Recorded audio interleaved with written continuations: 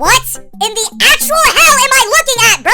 At this point, this motherfucker Jake Paul is about to box his goddamn grandma. Because, like, are we being fucking dead ass right now, man? Your brother? Like, what even is the thought process behind this fucking fight? This dude Jake Paul really couldn't find another 75-year-old retired janitor to beat the shit out of, so his next best option was his goddamn brother. How in the fuck do people look at this fight and try and tell me that Jake Paul doesn't rig his fucking fights? Like, this fight is about as serious as Chuck E. Cheese versus Mickey Mouse. Like, on a real note, if this thing actually fucking goes through, how in the hell are they gonna market that shit? From Bizarrevark to the Forest. Let's see who comes out on top. Like, I'm not watching that shit because it's not like you can promote their resumes. Jake Paul's last opponent was a 155-year-old Mike Tyson, and Logan Paul's last opponent was fucking Dylan Dennis, bro.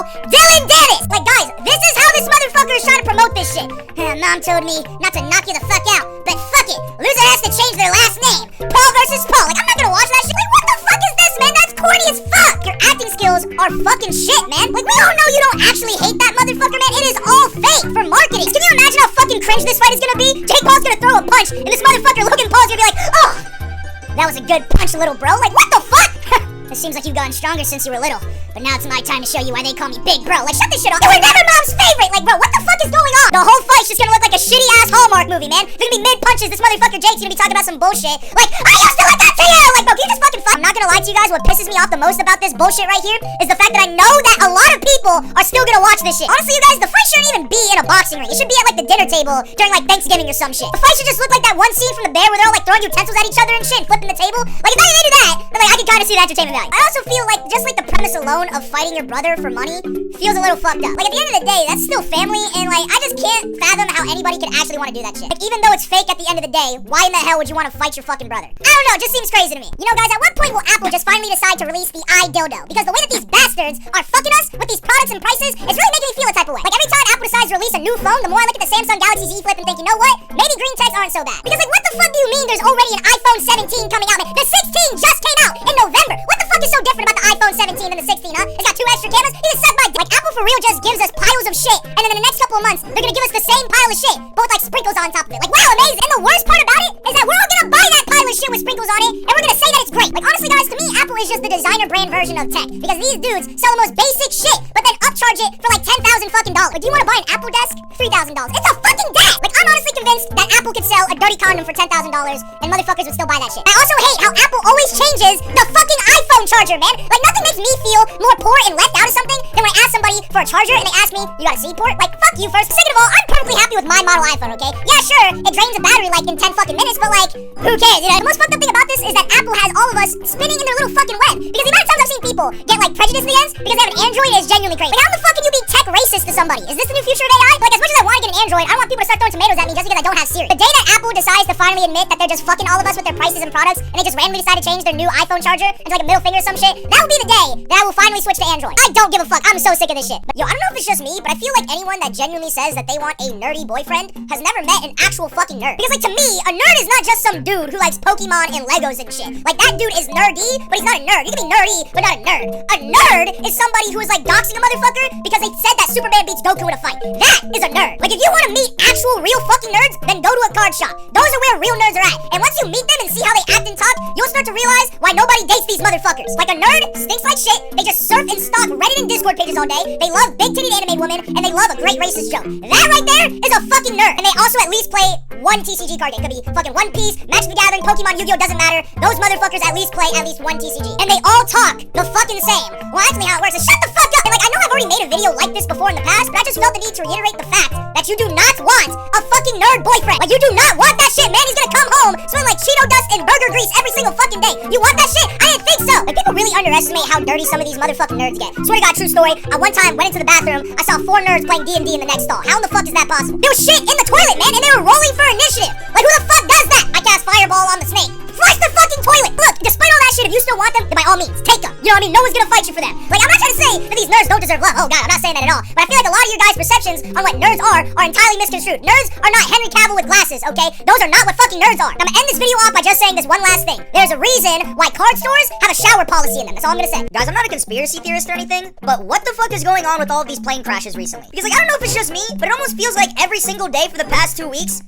a fucking plane crash. Like, did we all miss some sort of update or something to where all the planes are just made out of tin aluminum foil and fucking paper straws? Because why are they so goddamn weak? Like, these fucking planes are looking about as reliable as AT&T and a fucking iPhone 3. They don't do shit. And it's honestly really frustrating because when it comes to a plane, you can't fuck up. You can't be having your plane looking like Klay Thompson in a fucking elimination game, because guess what? If that happens, everybody in that plane's dying. And what's pissing me off with all these plane crashes recently is that for some reason, motherfuckers think it's a conspiracy theory or some shit. Like, why in the hell are troglodytes seeing all these plane crashes and the first thing they're saying is, yeah, I knew this was happening.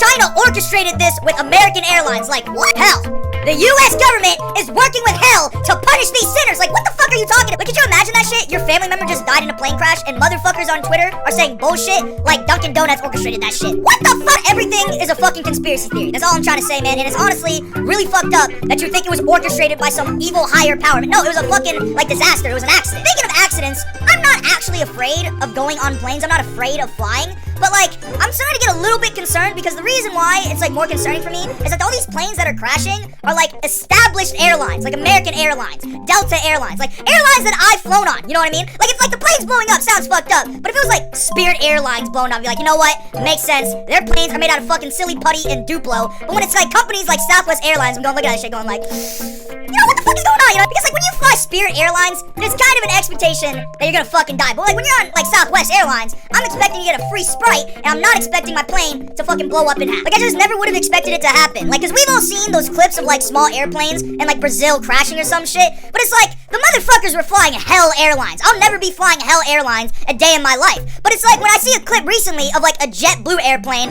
breaking into, like, 300 million pieces, you just start thinking, oh shit! Maybe these motherfuckers don't work anymore. Like, I don't really know if I can trust the Boeing 747s anymore. Now that I'm thinking about it, I might switch to the Chinese versions. The Bing Bing 7s. Obviously, rest in peace to all the people that have died from these plane crashes. You did not deserve to go that soon. You had so much more life to live. Honestly, rest in peace. Yo, I don't know if it's just me, but animal nerds piss me off, bro. Because for some reason, they always have to tell you the darkest fact about your favorite animal that you didn't even ask for. And it'll just make you not want to like that animal anymore. Like, you can literally say, rhinos are my favorite animals because they're cool looking. And then out of nowhere, some random animal nerd bitch will just come up to you and be like, do you want to know why they're called rhino pills? Hell no, I don't want to know that shit. And why do they always start off their sentences with either, did you know, or do you want to know why? Fuck no! Like, I really did not want to know that gorillas have 2-inch dicks. Like, are you okay? Like, they take the fun out of fucking everything. Like, it's honestly impossible to have fun with these motherfuckers around. Because I don't know if you guys know, but my favorite animals are otters and seals. And the amount of times that I go into the fucking comment sections and it's just fucking animal nerds just being like,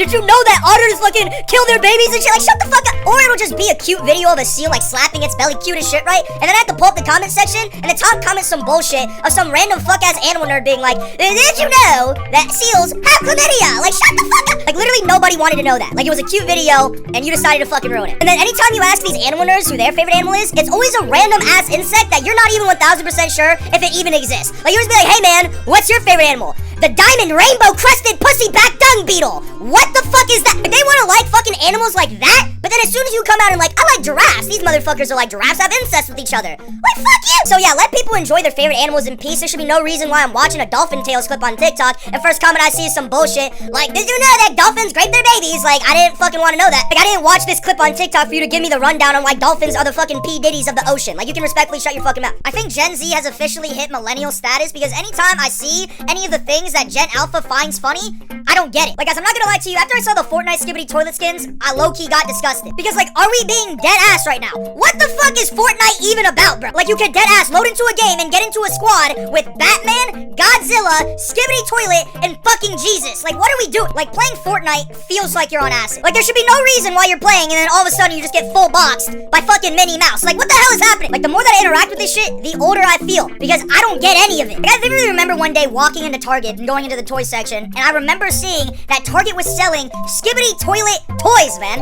Are we fucking serious? Because, like, I don't know if this is just me, but I personally find Skibbity toilet, like, really fucking scary. Like, it's literally a creepy-ass dude's head in a toilet.